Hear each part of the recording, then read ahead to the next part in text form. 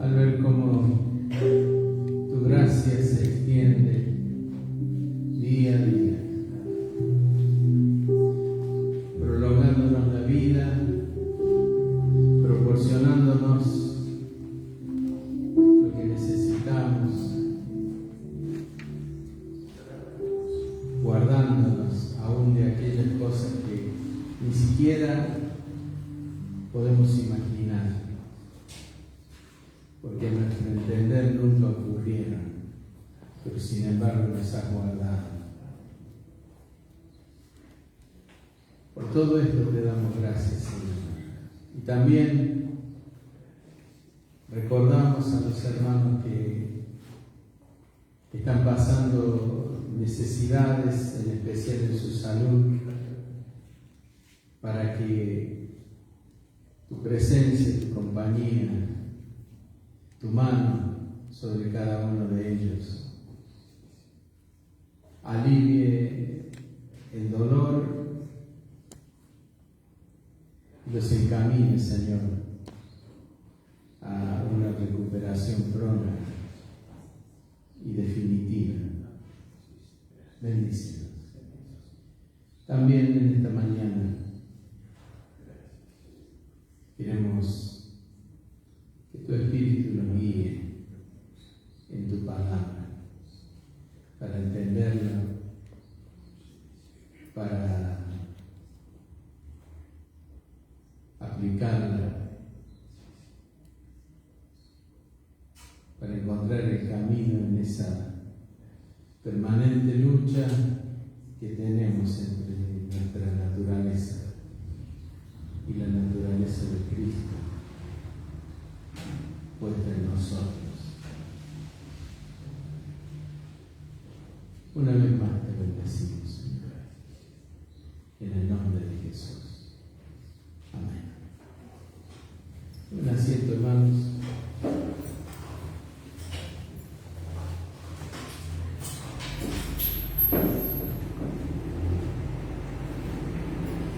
Hemos tenido mucha agua en estos días.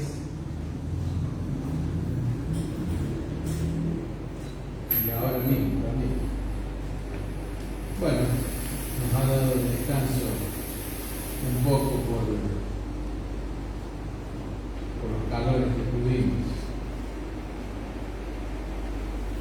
En los domingos anteriores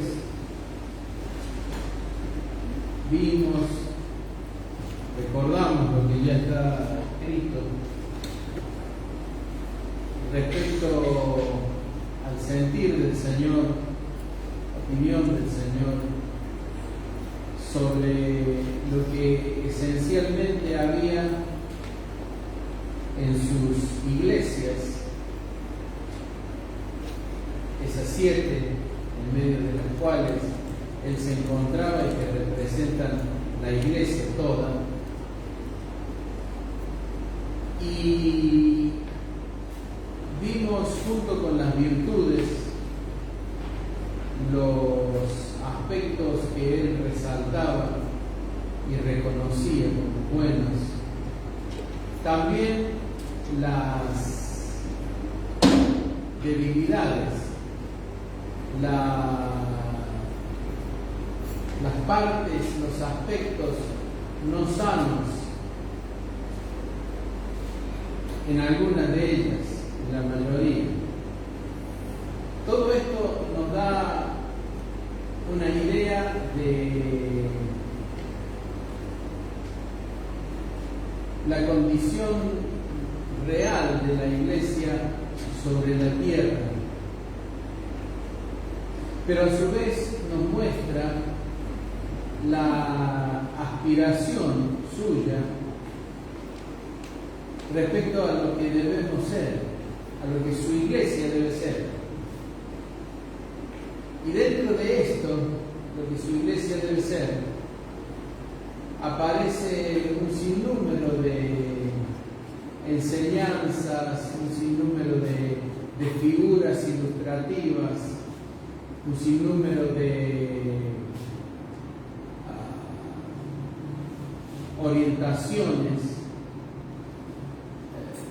maneras en las que Él marcó el rumbo y que nosotros necesitamos y nos conviene escuchar y seguir. La característica central de las iglesias respecto a las cuales el Señor no tuvo nada que reprochar, nada que anunciar que debía ser corregido, era la simplicidad, una simplicidad que se relaciona con la comunión con Él o la adoración, y que mostraba a su vez una condición en los hermanos, en los miembros de esas congregaciones, más bien de tipo humilde, de gente que no resaltaba en la sociedad por sus dotes, por su posición socioeconómica, sino que, por el contrario, se caracterizaban por una condición de humildad, de la que no se avergonzaban,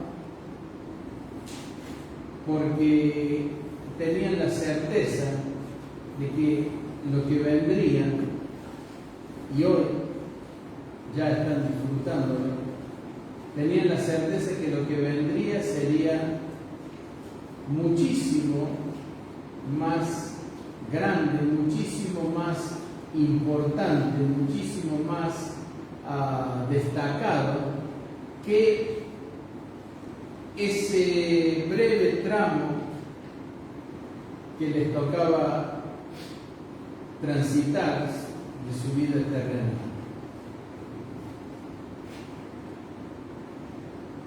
Pero también sabemos que en las otras congregaciones, al menos en 4 de las 5, había grupos, islas de hermanos, hombres y mujeres, fieles, y que no se habían mezclado con ciertas prácticas que el Señor reprendió e instó a que fueran corregidas. Todo eso que vimos allí y que conviene recordar, todo eso es la iglesia del Señor,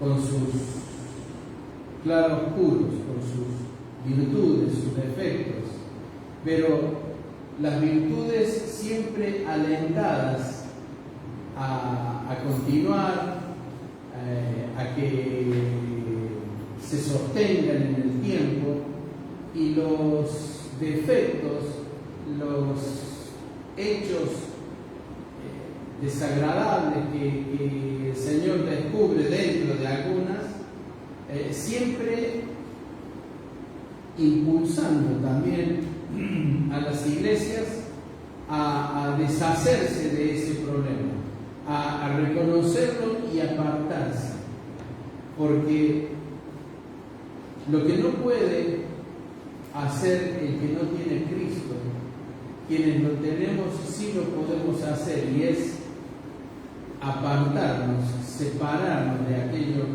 que no conviene, de aquello que no está bien, en virtud del poder que Dios puso en nosotros a través de su Espíritu Santo. Ese poder no es mayor en unos que en otros, es el mismo. Lo que varía, lo que es fluctuante, es la decisión que tenemos de aceptar, de encaminarnos en la dirección en que ese poder, que es su Espíritu puesto en nosotros, orienta o nos dirige, pretende dirigirnos, y la decisión siempre está de nuestro lado. ¿A quién vamos a escuchar?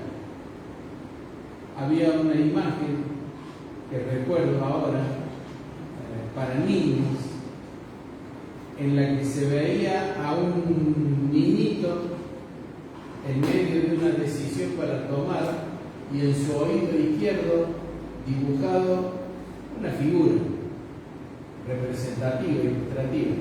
En su oído izquierdo un angelito color negro, y al lado de su oído derecho uno de color blanco.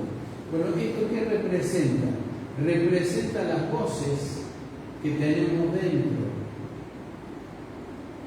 La del Señor, el poder del Señor a través de su Espíritu Santo, es el poder con el que se creó todo lo que existe, es el poder mediante el cual Dios sacó de la muerte a su Hijo Jesucristo y lo resucitó.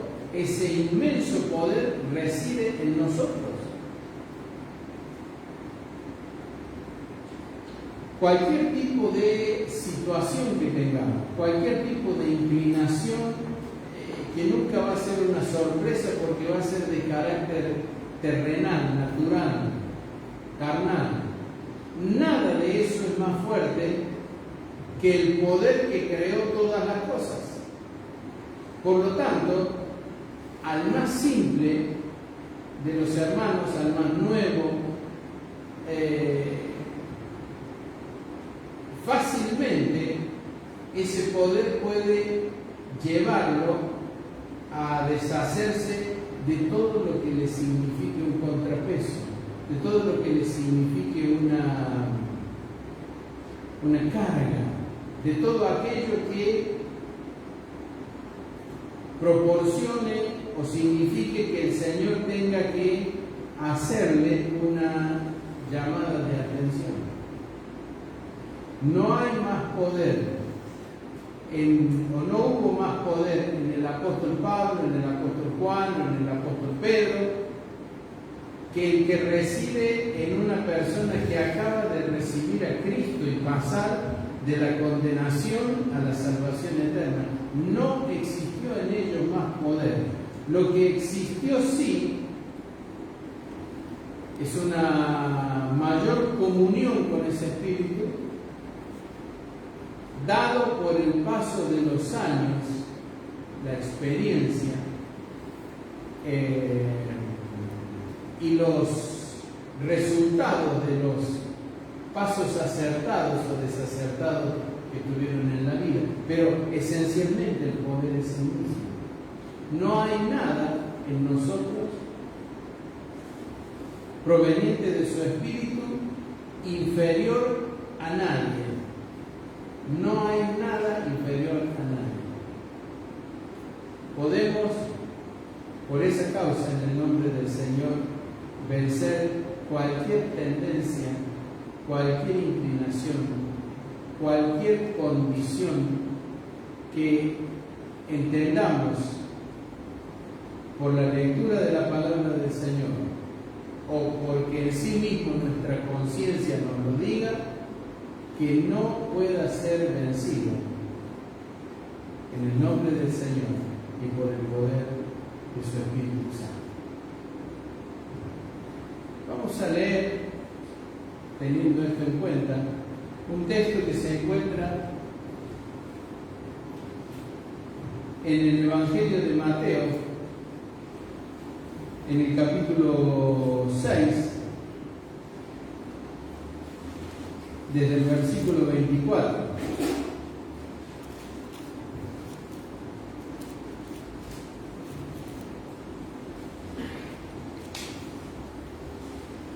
Y hablando el Señor en el Sermón del Monte, esto es parte del Sermón del Monte, hablando el Señor, dijo: ninguno puede servir a dos señores, porque o aborrecerá al uno y amará al otro, o estimará al uno y menospreciará al otro. No podéis servir a Dios y a las riquezas. Por tanto, os digo, no os afanéis por vuestra vida, qué habéis de comer o qué habéis de beber, ni por vuestro cuerpo, qué habéis de vestir. ¿No es la vida más que el alimento y el cuerpo más que el vestido? Mirad las aves del cielo, que no siembran, ni ciegan, ni recogen en graneros, y vuestro Padre Celestial las alimenta. ¿No valéis vosotros mucho más que ellas? ¿Y quién de vosotros podrá, por mucho que se afane, añadir a su estatura un codo? Y por el vestido, ¿por qué os afanáis? Considerad los lirios del campo cómo crecen, no trabajan ni hilan, pero os digo que ni aun Salomón con toda su gloria se vistió así como uno de ellos. Y si la hierba del campo que hoy es y mañana se echa en el horno, Dios la viste así, ¿no hará mucho más a vosotros, hombres de poca fe? No os afanéis pues diciendo qué comeremos o qué vestiremos o qué beberemos o qué vestiremos, porque los gentiles buscan todas estas cosas, pero vuestro Padre Celestial sabe que tenéis necesidad de todas estas cosas. Mas buscad primeramente el reino de Dios y su justicia, y todas estas cosas os serán añadidas. El otro texto se encuentra en la primera carta del apóstol Pablo a los Corintios, capítulo 8,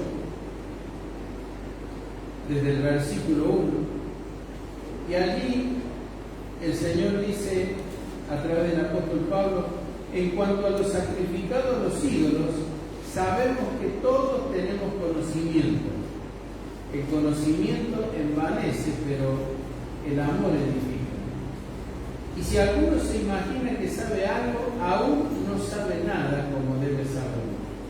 Pero si alguno ama a Dios, es conocido por él.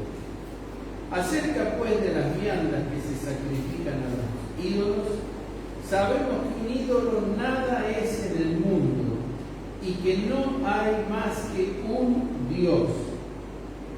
Pues aunque haya algunos que se llamen dioses, sea en el cielo o en la tierra, como hay muchos dioses y muchos señores, para nosotros, sin embargo, solo hay un Dios, el Padre del cual proceden todas las cosas, y nosotros somos para Él, y un Señor Jesucristo, por medio del cual son todas las cosas, y nosotros por medio de Él.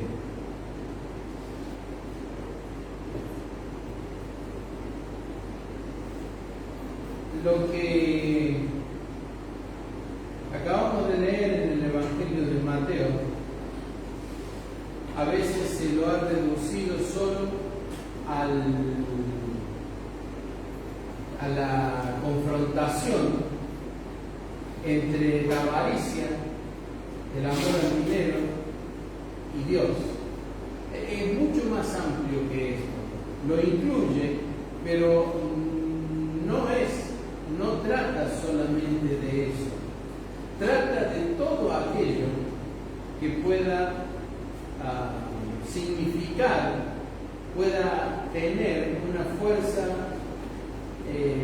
gravitante tan fuerte que sea capaz de competir y a veces ocupar el primer lugar ante Dios.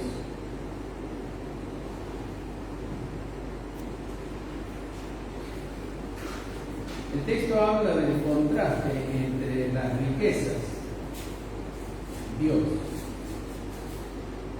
pero el corazón humano no está limitado simplemente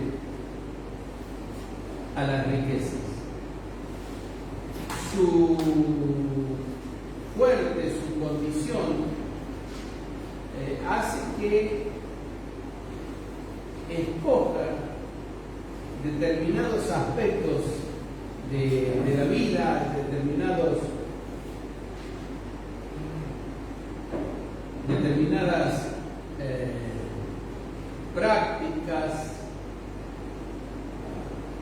sobre las cuales deposita su interés, deposita su esfuerzo, deposita su tiempo. Algo parecido dice el apóstol Pablo.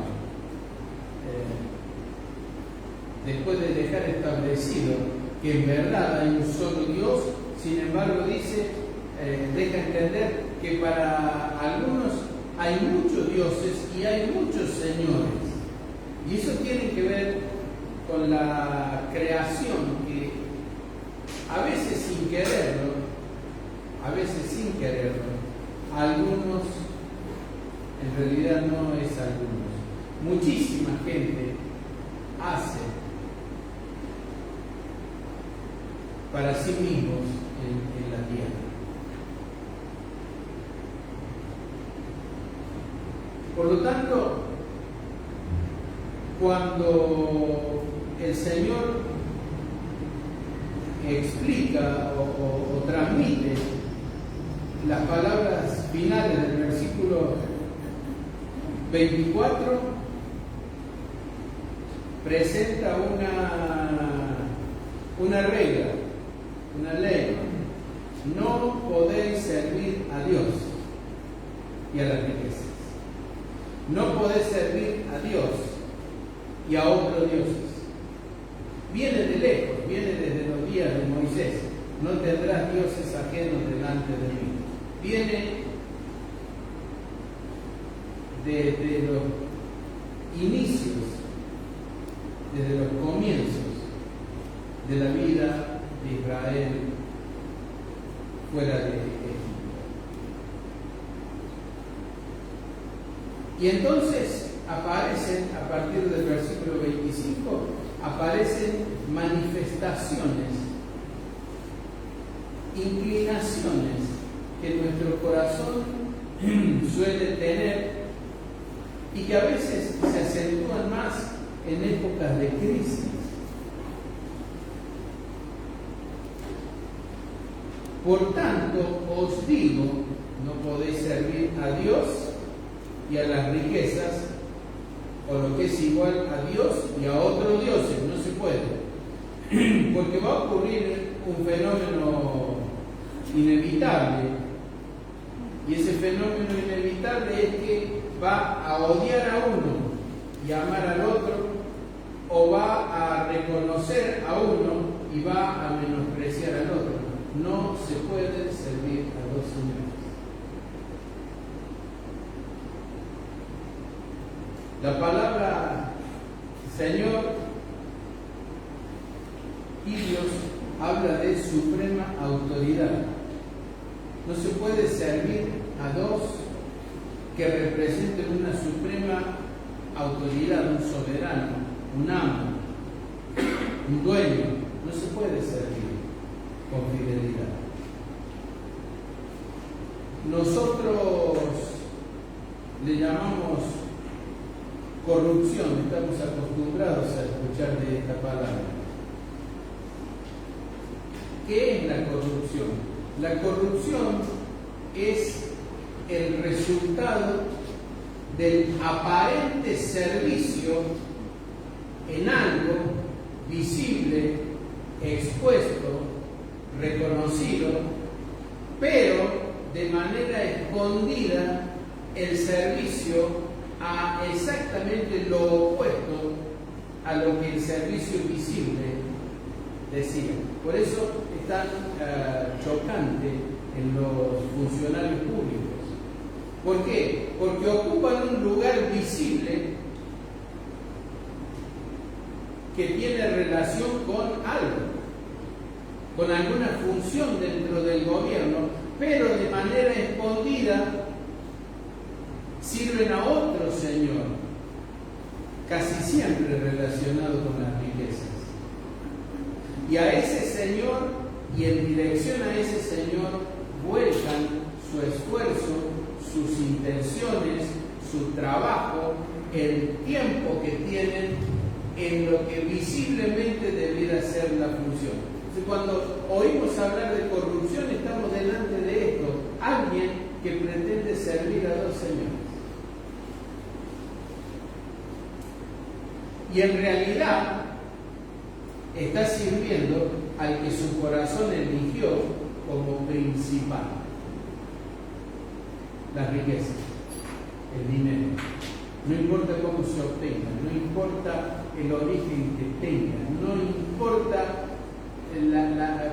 la actividad por la cual el dinero llegue.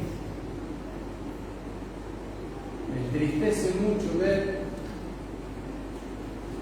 leer a veces reportajes, notas de jovencitas, de señoras, aún de mujeres que ya pasaron los 60, cómo abren páginas para adultos en las que se exponen solo por dinero. Ya eligieron entre la moral y el respeto a su condición humana de mujer. También hay varones que hacen lo mismo. Y el dinero, escogieron este segundo porque en definitiva, dicen, trabajan en su casa, ganan muchísimo más dinero del que obtenían trabajando en la oficina 8 horas de lunes a viernes, y escogieron servir a un señor equivocadamente, erróneamente, que más tarde o más temprano va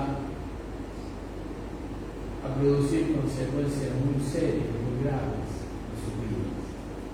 No se puede servir a dos señores.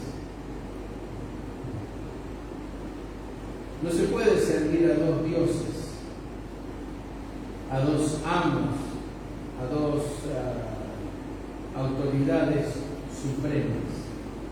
Y luego empieza con una lista que pareciera, leída a simple vista, casi intrascendente. Por tanto, digo, no os afanéis por vuestra vida. Lo que va a hacer aquí es comenzar a mostrar cosas simples que pueden llegar a transformarse en otro Dios, en un falso Dios.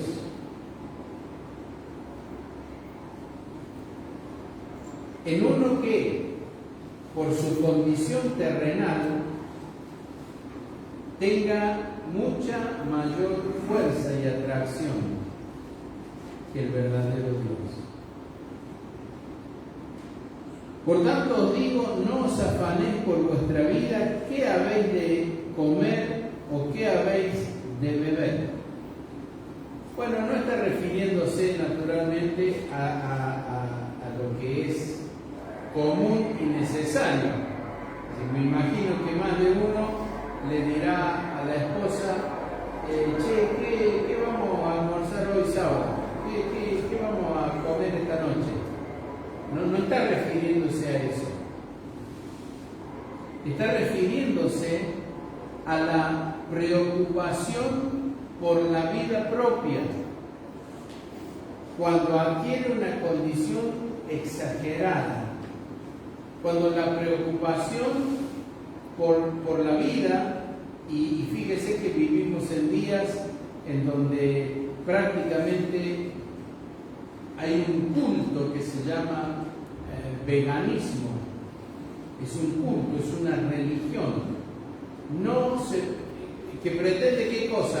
Pretende que la vida sea muchísimo más prolongada, mejor,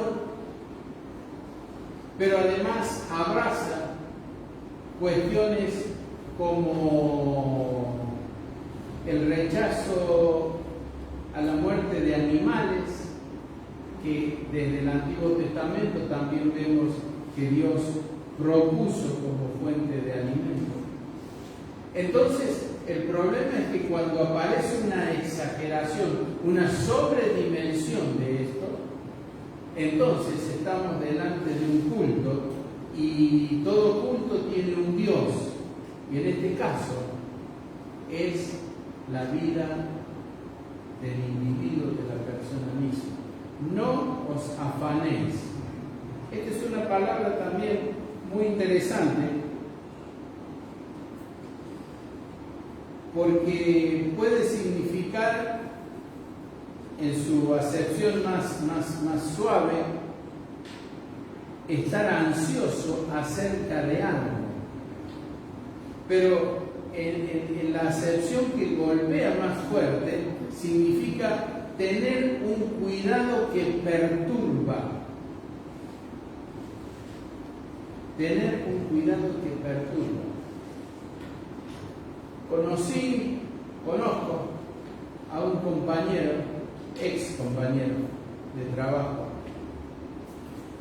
que, parece hipocondríaco, porque cuando le surge un dolorcito en algún lado, ya está pensando que tiene algo de extrema gravedad.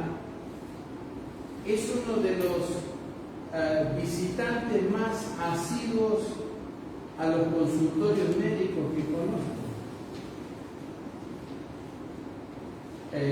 No digo que no hay quien amente.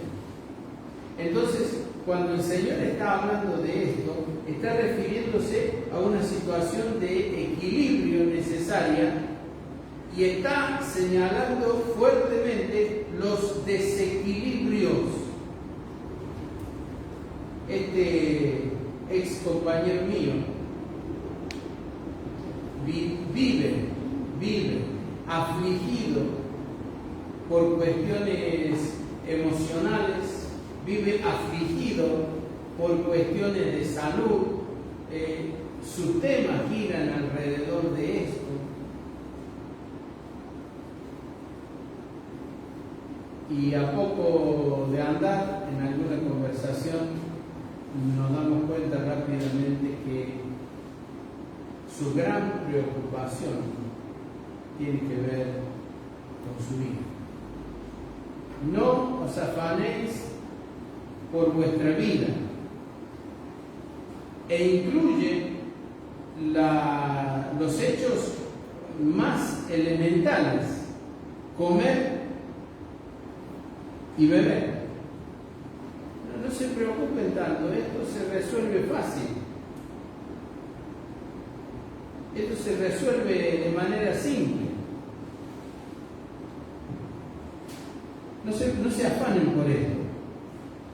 En segundo lugar dice, y es el segundo Dios, el primer Dios es este exagerado interés por las cosas elementales de la vida que llegan o pueden llegar a construir un culto con un Dios, que es esa ideología. Tampoco dice se afanen por vuestro cuerpo, ¿qué habéis de vestir? Y acá aparece el otro Dios, el Dios del cuerpo, el Dios del botox, el Dios de la intervención quirúrgica para mejorar estéticamente alguna parte de la vida. Un amigo mío hace 50 años, un poco más de 50 años, no le gustaba su nariz. Más de 50 años, mire el tiempo del que habla. Era hijo de un anciano de la iglesia. Así que, ¿qué hizo? Y se hizo operar de la nariz. Su nariz es una nariz. ¿Para qué sirve la nariz? Bueno, facilita la respiración, es un filtro para que no pasen partículas grandes.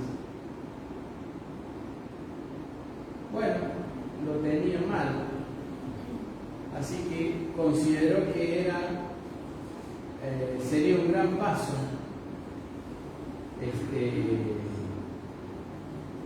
bajar ese angulito que tenía, y ahí anduvo como 3 semanas con los ojos morados y todo eso, y finalmente consiguió lo que quería.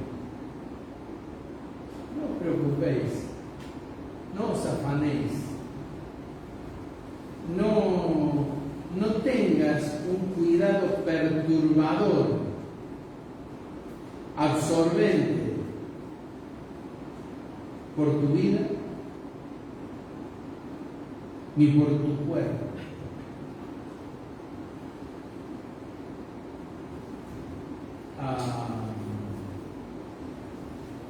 Y entonces aparecen muchas cosas. No estoy diciendo que alguien se va al infierno con esto. Lo que estoy diciendo es cómo aparecen cosas. Estamos en época de gimnasio. Todo el mundo va al gimnasio, gran parte va al gimnasio 2 o 3 veces por semana.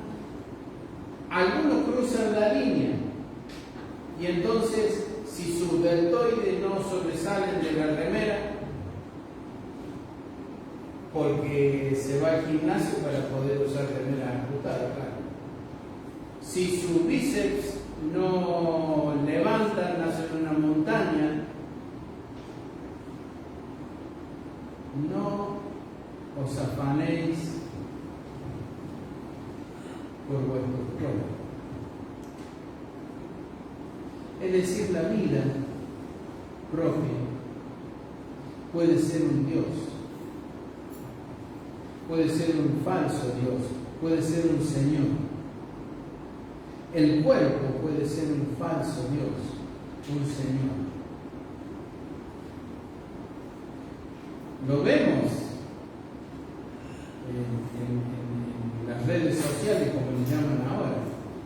Mire las fotos de muchísimas señoritas que tal vez conocen. Mire la fotografía de muchísimos muchachos jóvenes y grandes que también conocen, y va a ver desde aquí, desde allá, resaltando algún aspecto del cuerpo. Y todo esto ya lo había previsto el Señor. No tengan un cuidado perturbador de ustedes, un cuidado que los movilice a ocuparse exclusivamente de eso. No es la vida más que el alimento. Y fíjense que cuando llegamos a esto, a esos que hacen un culto del ejercicio físico, no digo que no deba hacerse. El apóstol Pablo dice, para poco aprovecha. No digo que no deba, pero de repente usted ve una mole con una cintura de 45 y una espalda de 80 o 90, acá ha habido una exageración de algo. Y además, cada día hay que comer no sé cuántos kilos de no sé qué, y proteína de no sé cuánto, y vitamina de no sé qué, y se está viviendo para la vida y para el cuerpo. Ahora, hay un límite que es el equilibrio. Y el Señor sigue diciendo, no se puede servir a 2 señores. Porque preguntamos, ¿qué tiempo dedica al Señor? ¿Qué tiempo dedica a la labor, al ministerio que el Señor le dio? Y vamos a ver que es muchísimo menos que el tiempo que pasa frente al espejo levantando pesas.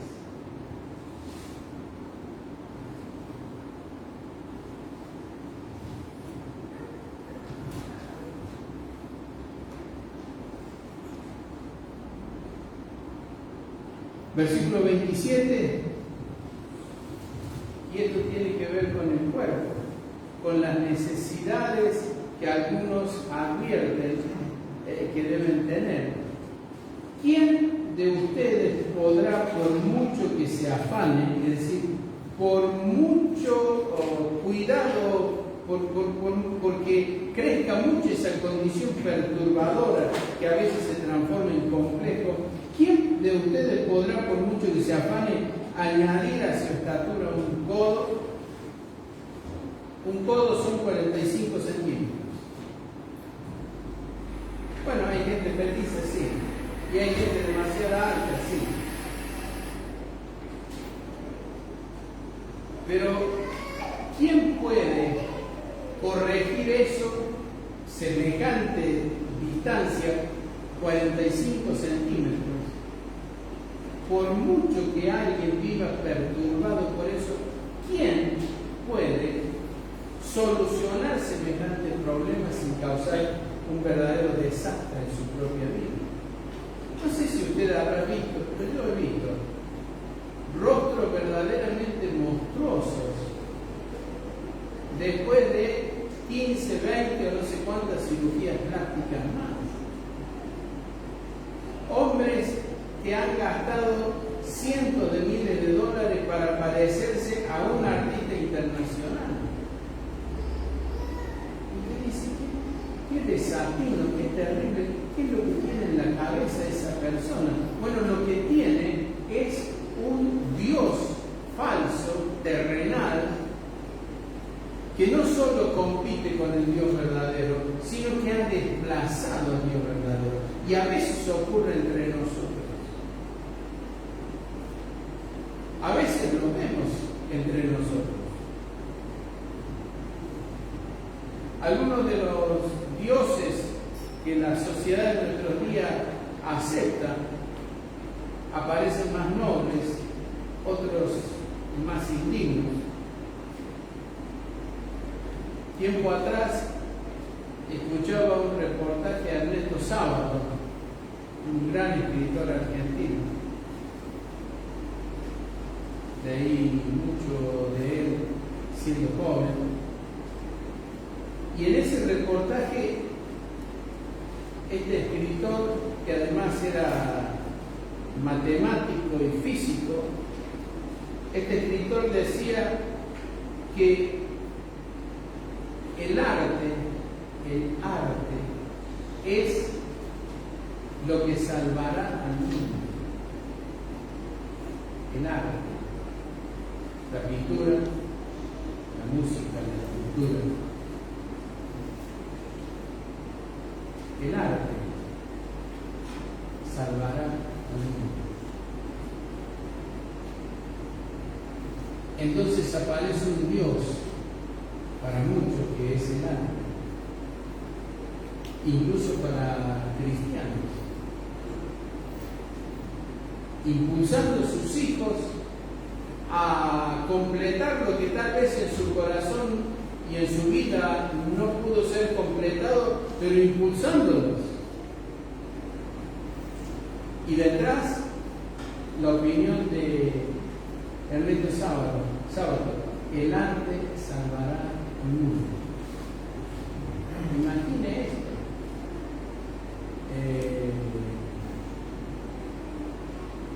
Esta expresión en sí misma es una locura, es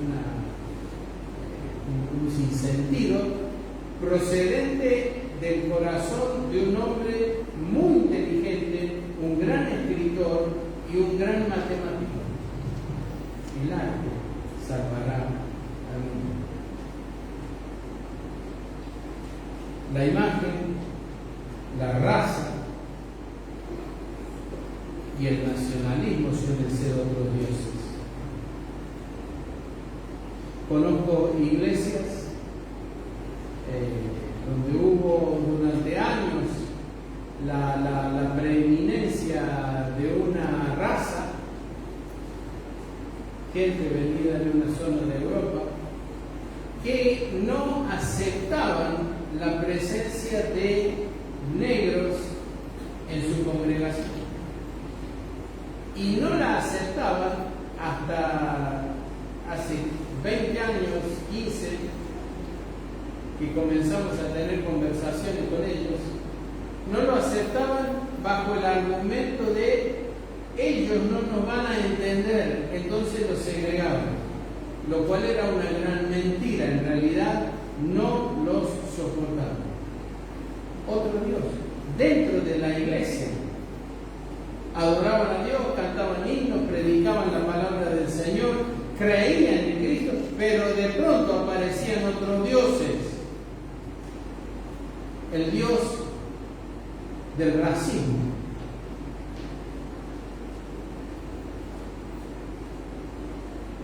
Y eso impedía que se cumpliera aquello que el apóstol Pablo enseñó. Cuando estamos en Cristo no hay judío ni griego, varón ni mujer, esclavo ni libre, rico ni pobre.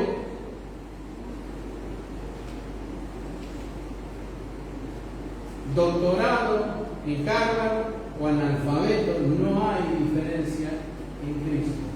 Pero esta gente hacía esa diferencia.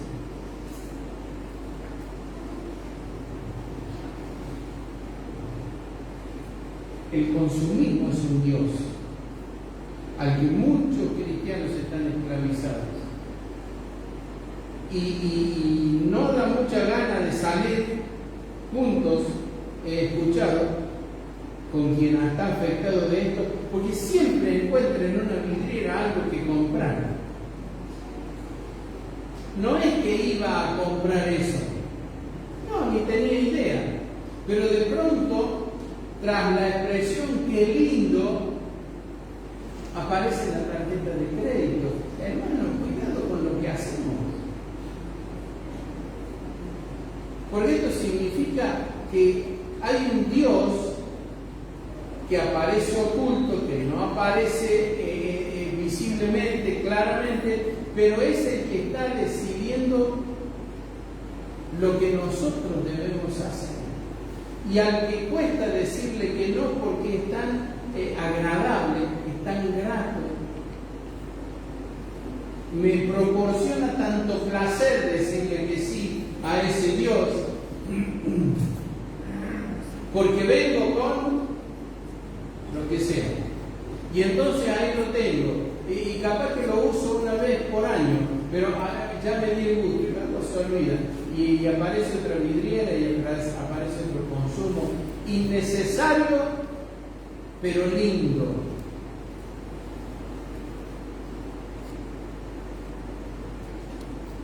Y hay muchos más dioses falsos. La fama no necesita ser fama internacional.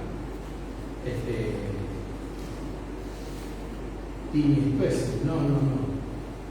La fama puede ser dentro de una iglesia, puede ser dentro de un club, puede ser dentro de su familia.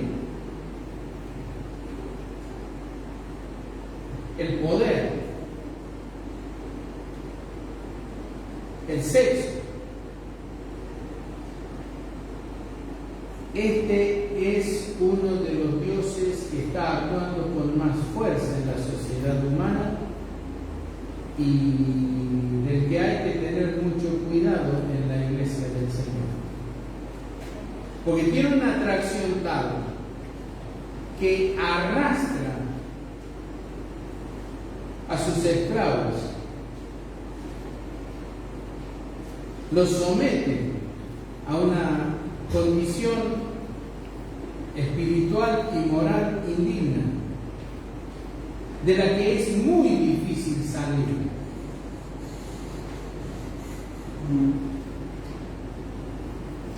Le llaman adicciones a todo esto.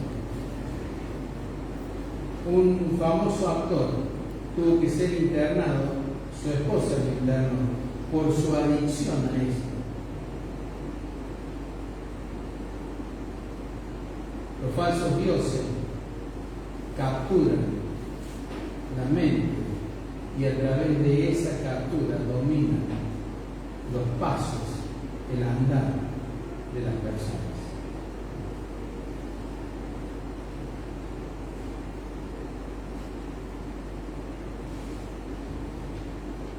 Y da varios ejemplos el Señor de lo que Él por naturaleza hace.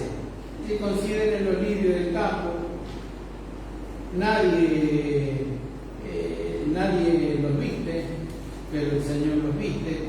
Ni siquiera Salomón con toda su gloria alcanzó, se acercó a lo que un lirio del campo florecido representa, significa, a la belleza que tiene.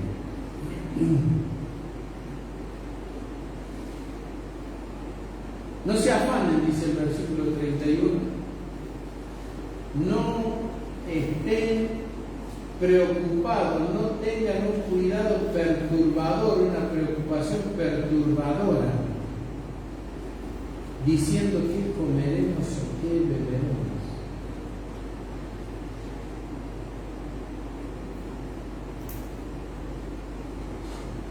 Porque los que no son del Señor, los gentiles aquí, buscan todas estas cosas.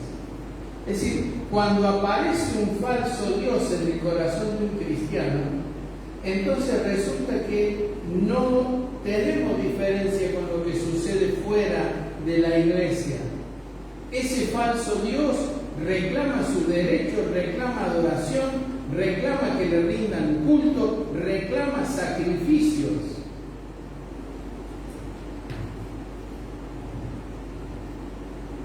Pero vuestro Padre Celestial sabe que tienen necesidad de estas cosas. Entonces, ¿cuál es la solución? ¿Cuál es la respuesta? Y la respuesta tiene que ver con priorizar. La respuesta tiene que ver con tal vez sacar del 5º lugar y poner en el primero, del 10º lugar y poner en el primero, del 3er lugar y poner en el primero. Es una cuestión de prioridades, y las prioridades son una elección. Siempre una prioridad es una elección. No vengo al culto porque tengo que estudiar, una elección. No vengo al culto porque hace calor, una elección. No vengo al culto a compartir con los hermanos en comunión, a verlos, porque hace frío, porque me duele la uña. Son elecciones, porque se ha priorizado algo por sobre otra cosa.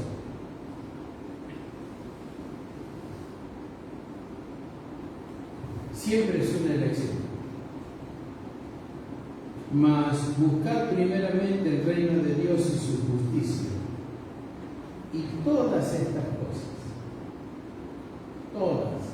cosas, en equilibrio, en armonía, todas estas cosas os serán añadidas. Significa que cuando orientamos nuestra vida en pos de estas cosas, entonces estamos pretendiendo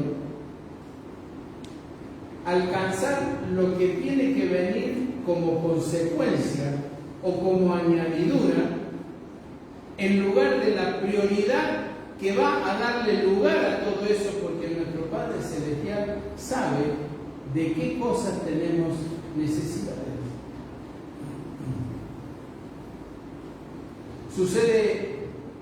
Sucedía mucho con las campañas evangélicas. Sucede, y lo vemos por ahí, venga a buscar su milagro. Es decir, estamos proponiendo que la gente procure alcanzar lo que es la consecuencia de tener a Cristo, la añadidura de tener a Cristo, en lugar de la prioridad. Y cuando esto ocurre, hemos cerrado el blanco, aun cuando tengamos una buena intención, que vengan a escuchar de Cristo. Campeonato de fútbol, hace años, se organizaba para luego hablar del Señor a los chiquitos que iban a la cancha. Es decir, se ponía el carro delante del caballo. La prioridad es el Señor. Buscad primeramente el reino de Dios y su justicia. Cuando dice su justicia, está referido a una enorme batería de consejos, de orientaciones, de ordenanzas que tienen que ver con la vida toda del cristiano. Esa es la justicia del reino de Dios. La justicia del reino de Dios está relacionada con toda la actividad humana, pero vista desde la perspectiva de Dios, no desde la perspectiva humana. La perspectiva terrenal y humana mira las mismas cosas que se miran, que se presentan en el reino de Dios. Solo que en el reino de Dios, por causa de la justicia de Dios, cada una de esas cosas está en su lugar, en equilibrio y en perfecta armonía con la voluntad del Señor. Pero cuando se sale de ahí, entonces ya es todo un verdadero desastre. Las prioridades son terrenales, son carnales. Mientras que en el reino de Dios, a quienes dispone Él, sean autoridades, les impone la condición de servir fuera del reino de Dios, fuera de la justicia que hay en el reino de Dios. El que busca autoridad es para servirse de las personas.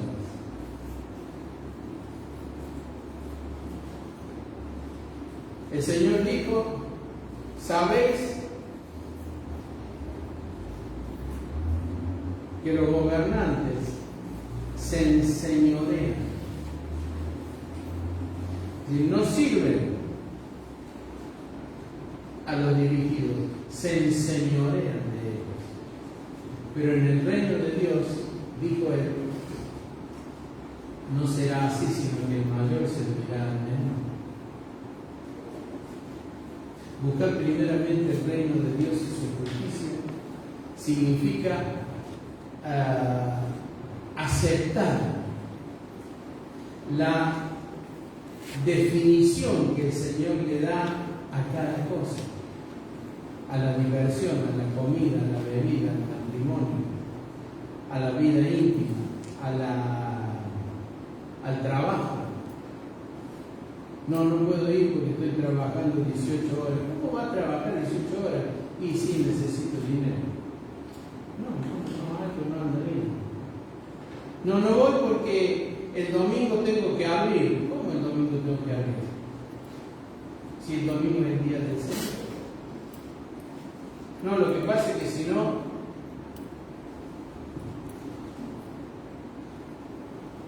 buscar primeramente el reino de Dios y su justicia, y las demás cosas serán añadidas. Es una prueba que produce resultados, es una prueba que trae honor al Señor, dignifica al cristiano y lo transforma en una fuente de testimonio para los enemigos. No va a ser estridente, no va a ser una locura, no va a ir no va a comprarse una isla y vivir en un palacio que lo atienden 150 sirvientes. No. Va a tener una vida tranquila, va a tener una vida suficiente. La bendición del cristiano se relaciona con la palabra suficiente. Con esa palabra se relaciona. ¿Para qué quiero 3 casas si puedo vivir en una? ¿Para qué? Son 3 dolores de cabeza. Una sola ya es un dolor de cabeza. 3. Buscar primeramente el reino de Dios y su justicia, y las demás cosas le serán añadidas, sabiendo que ninguno puede servir a los señores. Porque va a amar a uno y va a odiar al otro, porque va a estimar a uno y va a menospreciar. No pueden servir al Dios eterno y a los dioses terrenales. Nos toca elegir. Y elegir es equivalente a priorizar. Por eso cuando enfrentamos la mesa, el pan, partido y el vino, lo que tenemos delante es la prioridad del Señor. Esta mesa muestra la prioridad del Señor. No priorizó su vida personal, no priorizó satisfacer la inmediatez de lo que requería vivir en la tierra. Priorizó el reino de Dios y su justicia. Y para que se instalara la única puerta, el único camino era la cruz y la muerte, para que luego la resurrección abriera de par en par un portón que había estado cerrado por siglos y muchos pudiéramos entrar por él. La mesa del pan y del vino que hablan de la muerte de Jesús, hablan de cuál fue su prioridad a la hora de enfrentarse a una situación descomunalmente grave, descomunalmente peligrosa, descomunalmente importante. El destino del mundo, de la raza humana, se jugaba, si me permite la expresión, en esa decisión. Y eligió no el poder humano, no el cuerpo humano, no la vestidura humana, no las bebidas, los lujos, los placeres. Eligió vivir de otra manera, reconociendo que no tenía de su propiedad nada, ni siquiera dónde reclinar su cabeza, pero sabiendo que una vez que transpusiera esa puerta, entonces la gloria no solo estaría a su alcance, sería su lugar de habitación. La cena, la Santa Cena, es la muestra de hasta dónde puede llegar el buscar primeramente el reino de Dios y su justicia. Es la muestra de la manera que tiene Dios de agregar todas las demás cosas para que sean añadidas. Vamos a participar en esta mañana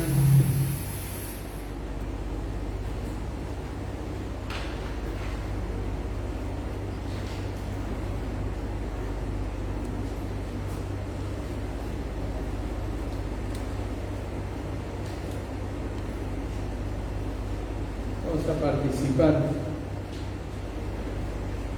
tomando esto en cuenta. Mirándonos, mirando las palabras del Señor, dispuestos, por sobre todas las cosas,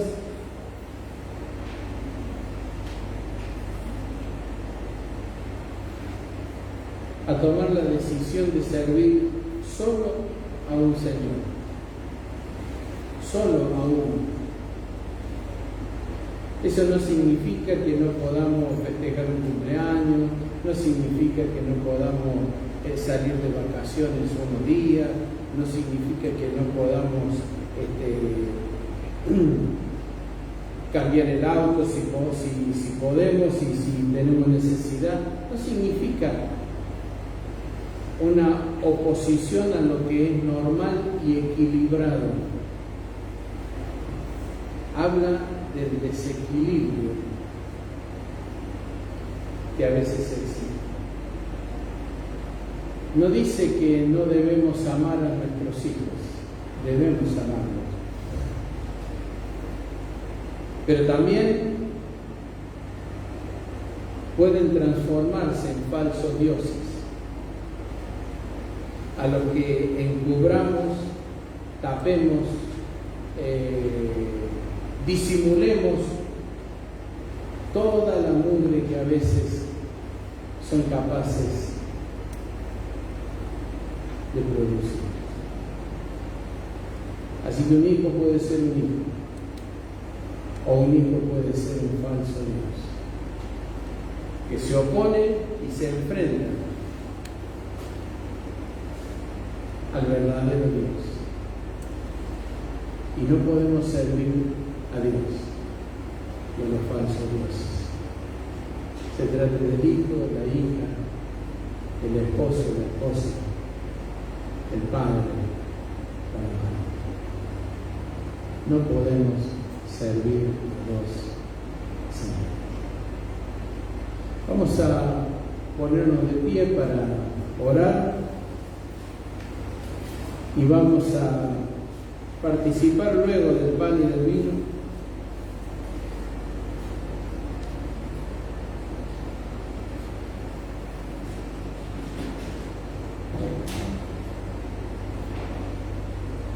Recordando, haciendo memoria de que este fue el camino, la prioridad del Señor, y que gracias a esa prioridad nosotros finalmente somos salvos. Oramos. Bendito Dios y Padre, en el nombre de Jesús, queremos no solo bendecirte, sino darte gracias. Y rogarte, Señor, nos acompañes al momento de participar del pan y del vino, teniendo presente que son los símbolos del acto de amor más importante y mayor del que el mundo fue testigo, que es la muerte en la cruz de tu Hijo Jesucristo, nuestro Señor y nuestro Salvador. Te bendecimos en esta mañana y te damos gracias en su nombre. Amén. Los hermanos que están a mi izquierda, bautizados en agua por inmersión, les pido por favor que pasen.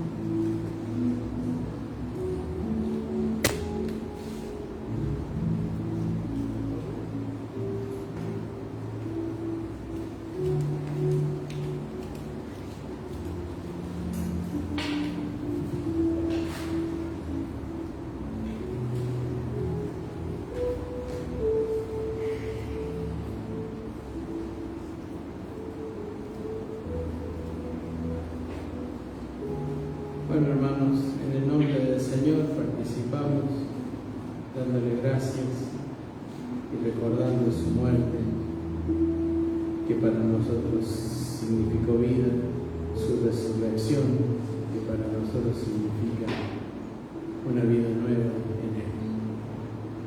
Participamos. En el monte Calvario estaba una cruz, enferma de afrenta y dolor, mas yo amo esa cruz, como murió.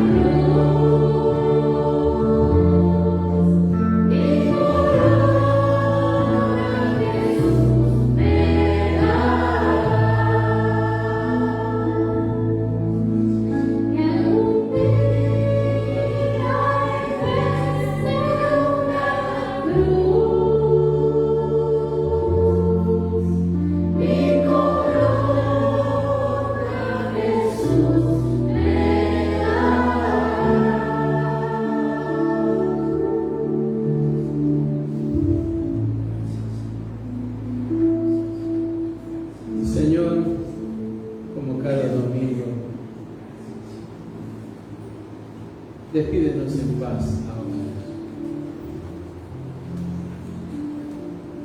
Guarda en completa paz a todo aquel cuyo pensamiento en ti persevera. Bendice también esta ofrenda. En el nombre de